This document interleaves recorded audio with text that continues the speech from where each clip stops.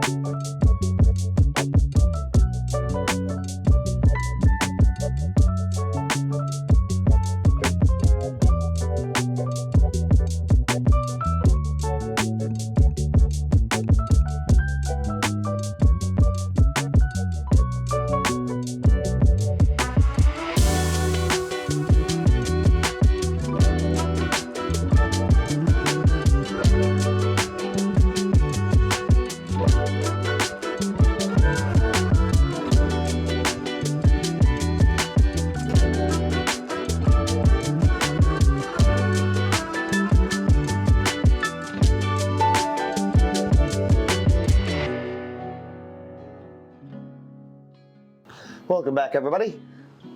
So we'll get back to that door in just a bit. But first, I want to go through and show you guys a few of the things that I went and got in Kansas City this week, followed by what's going to be happening with the Mansard roof, because there are some updates about that, and I do have some good news about it. So time to show you guys something really cool I went and got this week. Full disclosure and disclaimer here, I paid for these two machines in July, I think, maybe a little bit earlier than that. So I've just been waiting to pick these up.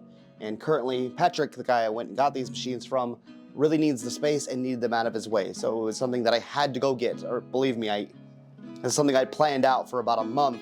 I told him this was the day I was gonna come get them, and that just so happens to be the week that the Mansard falls apart. However, they are really cool. They are, again, more history for the house, so there's something that are absolutely amazing to have and are in really good shape. So, but I wanted to throw those things out there. I certainly would not be asking for money for you guys to help me acquire machines. That just will never ever be the case, even though these are museum pieces as well that will be open to the public. However, I do really want to share them with you guys because I get really nerdy about these things. I think they're so cool. So let's get into it. So before we get too far into it, I want to show you guys what you're looking at in the catalog. So this is what it looks like. The machine we're about to see here in the catalog is a number 17 carriage cutoff saw machine. And as I come back out, you can see the saw here. So essentially what this is, it's a table saw with a carriage. And this is what they mean by carriage. So you can see there's two wheels here and two wheels here. There's a track here on the bottom and on the tops of this as well. There's two separate sets of wheels, and it allows this carriage to roll. So that means when you feed things to the saw, you have them placed long ways across here. And you can feed them through the saw, which will be protruding through this hole here. Now, I don't have blades on this right now, nor do I have this table actually set on there perfectly. There's a little piece of wood that actually shouldn't be on there. I need to pop it off with some screws and then reattach this. But, of course, I wanted to show you guys the amazing plates on here.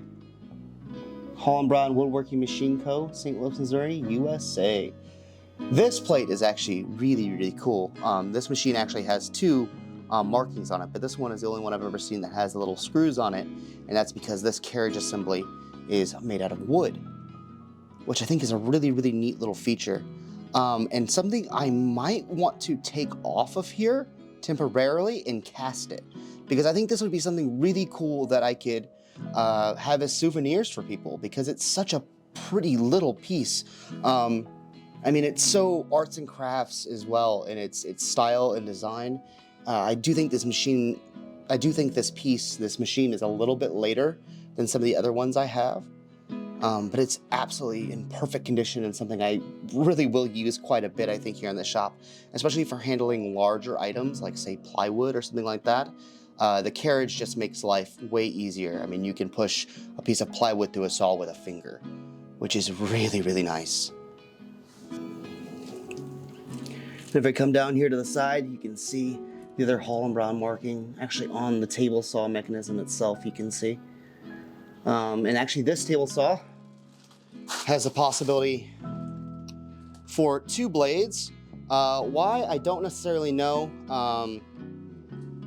It is kind of an odd thing for me because you would have one blade attached here and one blade attached there. You can kind of see the head. But why it's like that, I'm not sure. Why you would want to have, I mean, maybe I guess you would want to have one blade that's further away from the carriage and one that's closer. Obviously, you couldn't run both at the same time, or it would make very little sense, I guess, to run two at the same time. Unless, I guess, you wanted a piece of wood that was exactly that size between the distance between the two blades. But I don't know. But overall, I think it's a really, really cool piece of history, and it's perfectly well preserved. Again, this came from Patrick, the guy in Kansas, who runs a really amazing line shaft workshop. And he takes very, very good care of his machines. He restores them. So when things like this come up, you know, I had to buy it. And again, this is back when I wasn't so worried about the Mansard roof falling off. Still worried, but I didn't have all the pieces and wasn't actually ready to go at that point either. Moving along, I have this other beautiful machine here. Do not have it in a catalog anywhere, but this is what is called a pedal mortiser. So a mortiser, again, we've talked about the joint last week because I've been working on the doors, and a lot of the doors have a mortise and tenon joint. So this is something you would cut the mortise on.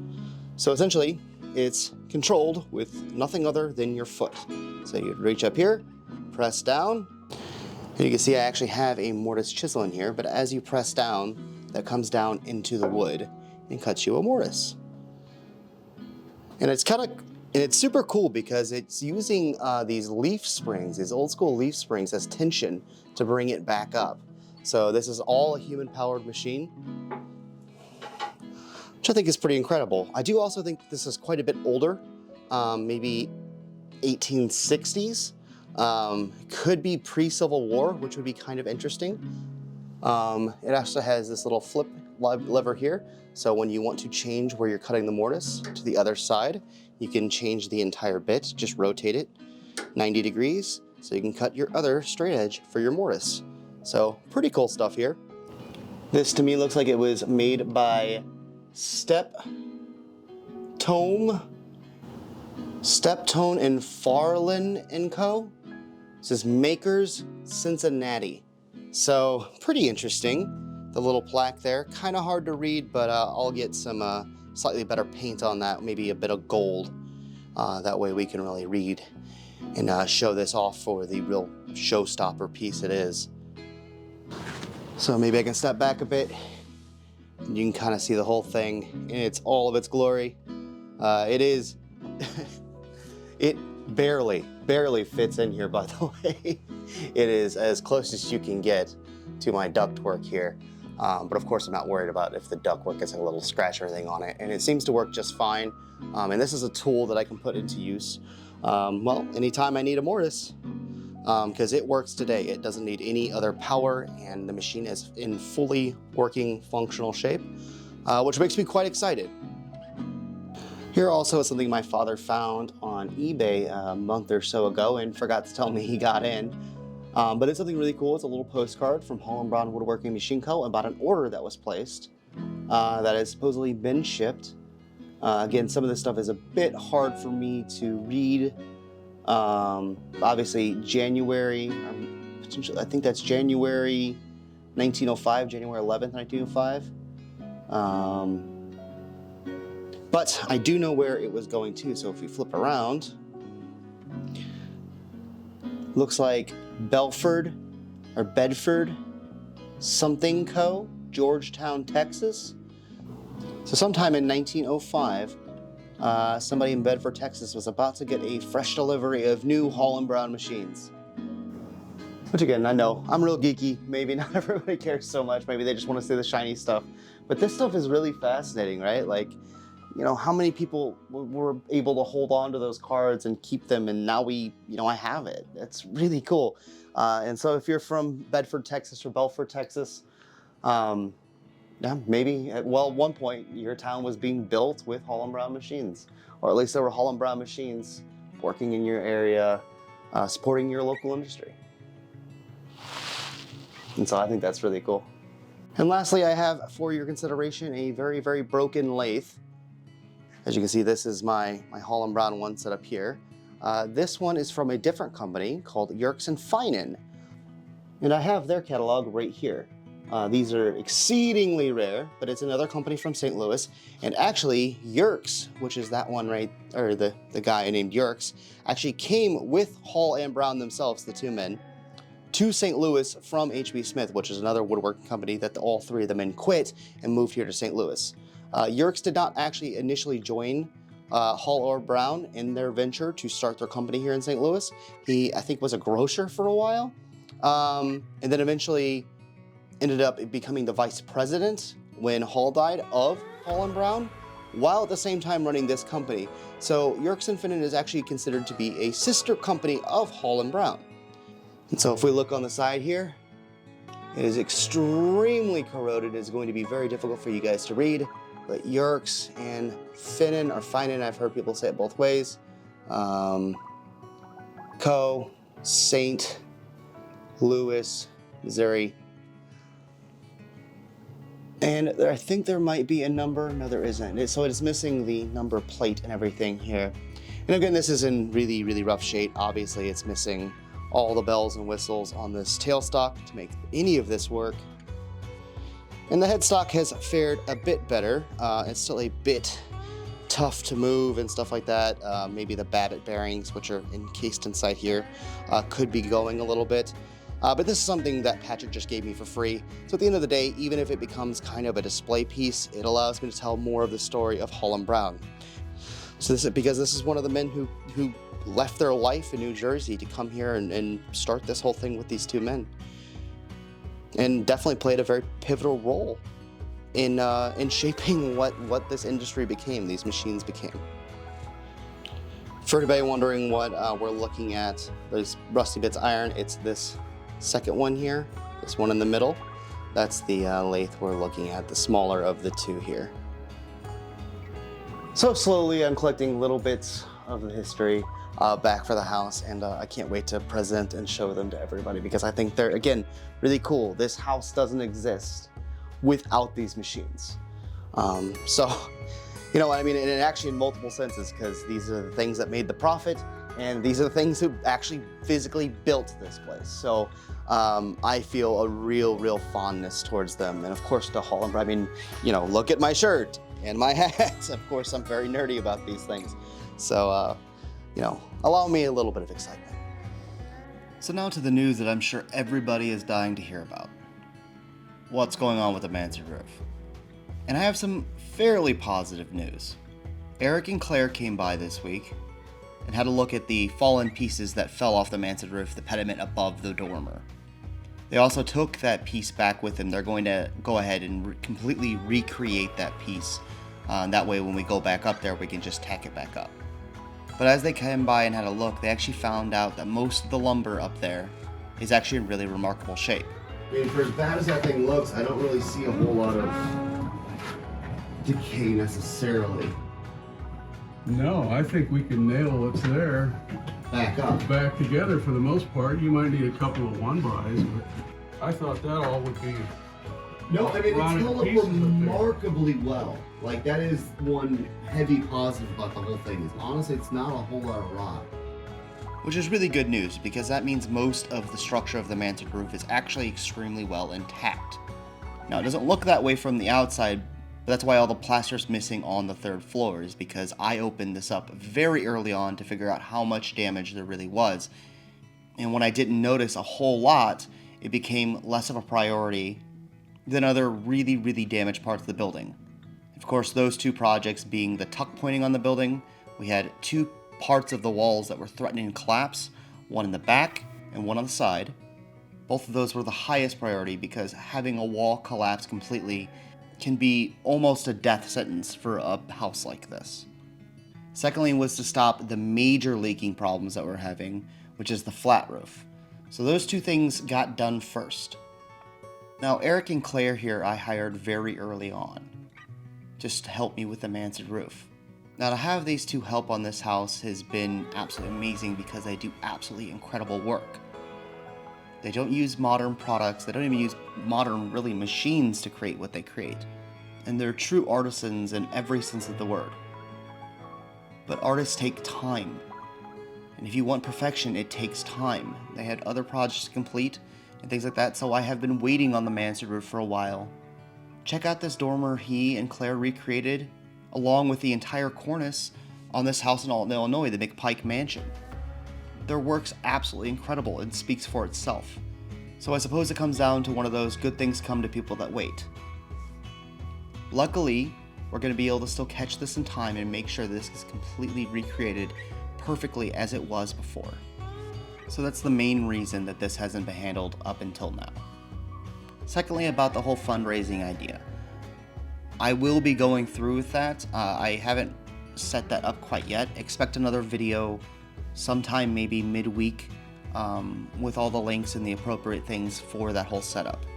For those who already gave on the channel last week, I want to reach out and say thank you guys so very much. You have no idea how much that means to me, to us, to this house, to this neighborhood. It really does go a long way, and we heavily appreciate you guys. So now that we're through with all that other stuff, let's get into the project I worked on most this week, which is this door right here. Now again, if you guys don't remember, this isn't actually my door. This is for another historic home here in St. Louis. This is a job I took. This is for Matt and Nikki's house, which if you guys haven't checked out their channel yet, I heavily recommend it. They're saving another really beautiful historic home here in the city. And they're not going quite as far as I am as far as like the restore everything method, but they also have small children and need to be in the house a little faster than I do, let's say. But what they're doing is still really cool and amazing, so I'm glad to be a part of the process here. And this is their front door. And you can see it's looking a lot better than it did last week. There was a lot of crusty, old lead paint all over this thing. Many layers, many years. You can see just here how corroded the doorknob is. So this is one I haven't cleaned yet, and that one I have. So huge difference. And this has actually been cleaned off with you know, your all-purpose cleaner, and you can still see just how dirty it really is. This is the most heavily corroded doorknob plate I've ever cleaned. It took some real elbow grease to get it off there and tons of Brasso, but I was able to get it off there. I think it's really unique too. It's got the 2-key system with like a little hidden latch here, which I've not quite seen before, and I don't exactly understand how this all works, because even the lock set's kind of funny to me. I believe this might be the interior plate. The exterior plate only has the 1 keyhole, and is also something that I don't think is original, because as you can see, it's a bit more silver in color. This is actually steel with some brass paint on it. You can kind of see here in the back, it's definitely a bit more cheaply made, and therefore I think it's a reproduction. So I'm not sure about that. Now you can see I left a little hole up here in the middle. This is for an old antique mechanical doorknob, which if you guys have never seen one, they're really beautiful, really amazing things, and really amazing little pieces of technology. But essentially it's a real bell that you would either twist or pull, and then you would get the bell on the other side ringing on the inside of the door. Extremely incredible, and it's cool that I was able to find the pattern in this door, because this has all been filled up since then. So it was really cool to find this, and now they can put one back in, which is exactly what they're going to do. So that's why I left this hole open. They can center it and put it back exactly where it was. Now moving on, you'll see this little shelf or detailed piece of molding here that would go just under the window. I have not quite painted yet. These are 2 pieces, and there's a reason why, and that's because this piece specifically is missing on their other door, and I believe there's some of the trim work around the door, so in the entryway, that is missing this pattern as well. So Matt and Nikki plan on either casting or 3D scanning or figuring out a way to make more of this molding. Essentially what I think how they made this back in the day is they had a very large machine with a roller that had this pattern on it. Essentially this pattern down here would be cut with a normal knife, and then this would be rolled or stamped or pressed into the wood. And you can kind of see how the wood grain isn't actually cut, it's actually kind of compressed. So I believe this was stamped essentially with a pattern machine. But I am not quite done with this piece either. If we go to the corners here, so you can kind of see where it's bright white, that's actually wood fill. And so I actually had to sculpt a lot of these corners to make it look cohesive and nice. And it's kind of hard to see the shape because it is so bright white against the dark wood. But once it's painted, I promise it'll be much more cohesive. But there was a little bit of wood left on that. You can see the end there where it's still wood. This other edge, not so much. This entire side back here was gone. So the entire corner was gone. So I'll have to be sculpting all of this side to make it look cohesive. So I'm sure there'll be a bit of back and forth before I get that actually perfect. Luckily, it's not a whole lot of the piece that I had to sculpt. But essentially, I'm going to give this to them, and probably this piece as well, in the raw, and then let them figure out how they want to finish it, or if they want to bring it back to me, I'll be more than happy to attach it for them. So yes, here's the door. I think it is looking absolutely spectacular. I love the way it's coming out. Matt and Nikki came by this week and are quite happy with it. I've just got to paint the other side, finish this last little bit right here of sanding, and we'll be good to go. And another historic home here in the St. Louis area with a lot of history and a lot of stories of its own gets its front door back. And this store is amazing. It should last another 100 years. Now, of course, there's gonna have to be some maintenance here and there with paint and all that stuff because it fails way before 100 years, but you know, it's cool. I'm playing a part in saving more history for my beautiful city. And I think, as you guys know, that is one of my main focuses on this channel. It's just saving the history of my city. Be it my house or be it somebody else's house, or just saving pieces, because we've lost so much here in my city. In St. Louis, we've lost so much. And so if I can play in my small way a part in saving these things, well, I don't know. It just does good for my soul, I think. So I'm quite happy with this. And of course, after all of my work is done here at this house, full time I will be saving more parts of this city because, well, obviously I love it. And I find a great deal of satisfaction in doing this type of work. So I guess in a weird way, I've really found my calling. So I really enjoy this stuff.